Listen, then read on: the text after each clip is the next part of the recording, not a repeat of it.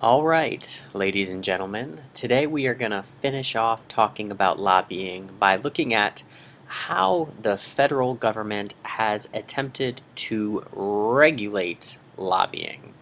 And as you can tell by this wonderful political cartoon here, some great symbolism going on, you get a sense that corruption is really big. Pardon me, corruption is really, really big.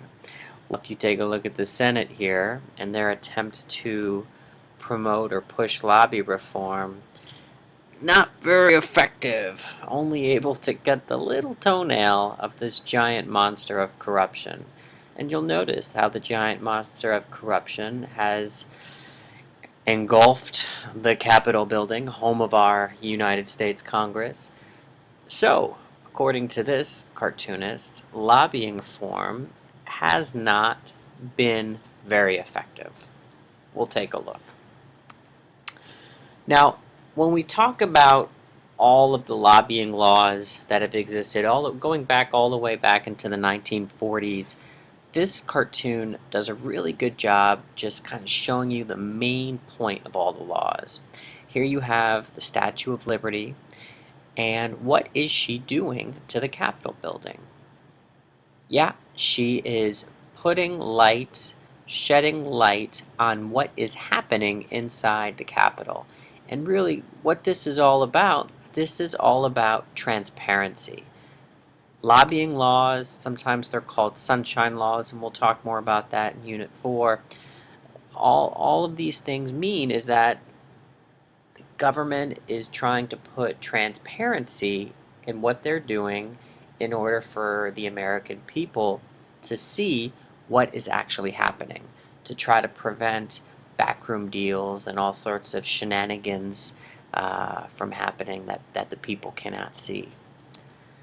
Alright, so in the beginning, back in 1946, all you really had to do as a lobbyist was register as a lobbyist.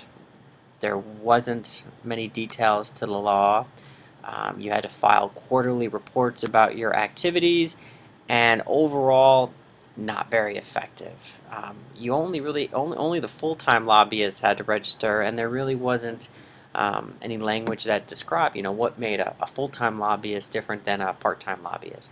Nevertheless, here is the beginning of the federal government trying to limit lobbyists from manipulating government, and as we go back to the original image we saw, trying to put some transparency into what is happening in Congress. Then you fast forward only 50 years or so, and Congress created a new law to try to create more transparency in lobbying. And they got a little bit more specific here. If you were spending more than 20% of your time lobbying Congress or the legislative branch, guess what? You're a lobbyist, and you had to register. If you earned more than $5,000 a year as a lobbyist, you had to register within 45 days of making contact with a member of Congress. Why 45 days? Quite arbitrary, I think. Another example of transparency here is when lobbyists have to disclose the nature of what they're doing a couple times a year. And very interesting, any tax-exempt organization, religious group, don't have to do these requirements. These requirements do not apply. What's interesting about that, especially with the tax-exempt organizations, when we get into the 501c4s, these independent expenditure groups, a type of super PAC, they can raise and spend unlimited amounts of money trying to defeat a candidate or help a candidate win. They don't have to participate in these requirements. Very interesting. So, what has happened recently in lobbying reform? I knew you were going to ask. Here's another cartoon that shows a sly-looking politician and a sly-looking lobbyist. Lobbyists taking this guy out and pay no attention to the man outside, Senator. And guess who that is? Yep, just a typical voter. And we talked about this in previous classes, but this visual of lobbyists really whining and dining congressmen is it happens, but it doesn't necessarily always happen like this. All right.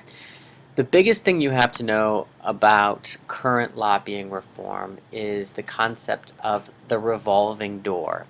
And the idea here is that you have a government worker or a former politician, and they leave the public interest, the government, and take a position in the private sector, whether it's being a lobbying consultant, working in a lawyer firm. The idea here and the fear here is that the private interests might start improperly influencing government decisions before these government workers and politicians actually leave office.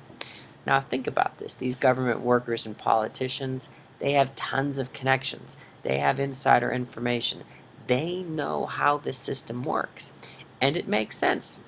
Yeah, I mean, they would make good lobbyists. They would be able to really help groups, interest groups, companies pass laws that these groups want. But the fear here is that, man, are these politicians, are these government staffers actually doing things, making decisions for what's in the people's best interest? Goes back to the concept of factions. All right, I'm going to play you two videos. The first video is from a few other AP teachers that go into a little bit more detail about the revolving door, and the second video gives you an example of a congressman who recently retired and how he illustrates the concept and potentially shows the negative aspects of the revolving door. So bear with me. You might have to turn your volume up. Hold on. Alrighty. Here we go.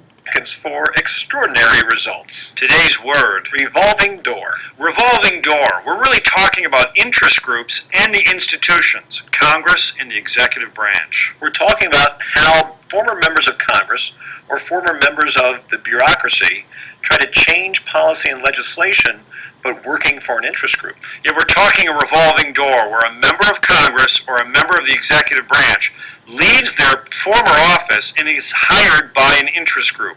The single greatest commodity interest groups possess is information. What better information to receive than someone who's actually worked in that office? So someone who's worked in that office now becomes a lobbyist and is now representing an interest group, working with their former colleagues in Congress, their former colleagues in the federal bureaucracy, helping to change policy. Boy, sounds a little shady. As we've decentralized government power, we've provided more and more access points for these revolving door lobbyists. But Andy, certain laws have been passed in recent years because of the American suspicion that this revolving door makes the system less fair. We're the two teachers. No fancy words, no fancy suits. Plain talk. All right. So that was the first video talking about what the revolving door is and a little bit of why it's controversial. In this last video, you're going to look at a modern day example, just one of many possible examples showing why the revolving door is such a big deal, and focus on that, why this is such a big deal and why we have to be concerned about it as you watch this video. Well, the revolving door between Wall Street and Washington just keeps on turning. Here at RT, we've paid attention as lobbyists become regulators and legislators become lobbyists, blurring the line between government and business. Let's take a look at some of the examples we've covered. Dick Cheney, Jake Seward, Meredith Atwell Baker, Tim Pawlenty, Leonard Shannon, Steve Byer. Now, who is the latest to make the cut? A man by the name of Heath Shuler. He's a North Carolina congressman who used to play for the Washington Redskins. Last February, he announced he would be retiring from the Hill.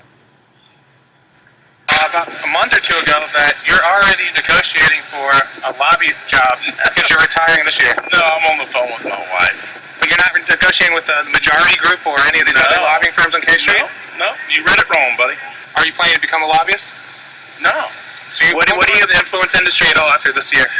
Guys, you're Just wanted to get you on record here. barking up the wrong tree, my friend. What do you plan to do after you retire?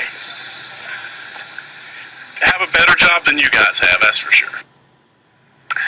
Well, despite last year's denials, he announced yesterday he'll be working as VP of Federal Affairs for Duke Energy, the largest electric utility company in the country. Schuler says he won't vote on anything related to his new employer while still in Congress. He is, however, trying to pass a bipartisan deficit reduction compromise. Whatever the deal becomes, it will probably affect Duke Energy, some of Duke Energy's business. Before the government includes tax policies and corporate dividends, EPA air pollution rules, and resolving nuclear waste issues. Duke Energy assured news outlets that Schuler's role heading the Federal Affairs Department will not violate House ethics rules, which dictate that former representatives must wait a year before lobbying. Let's see what Schuler, with his 6 years of building connections on Capitol Hill, will do for Duke when he shuffles through that revolving door. All right. A little bit of bias you can detect there. Hope you caught that. And as the video emphasized, there have been some restrictions on the revolving door. In 2007, the Congress passed something called the Honest Leadership and Open Government Act. What a great name.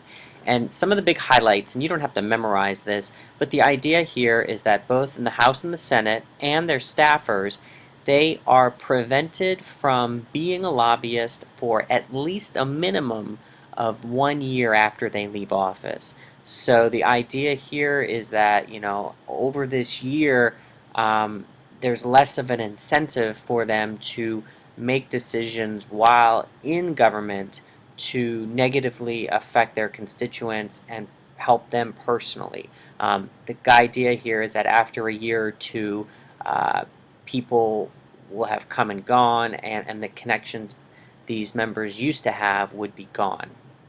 It's up to you to decide if that's good enough, strong enough.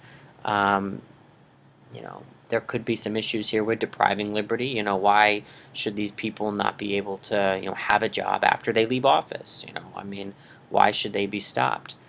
Nevertheless, the other two big rules that came from this law, the gifts that members of Congress receive cannot be for extravagant items.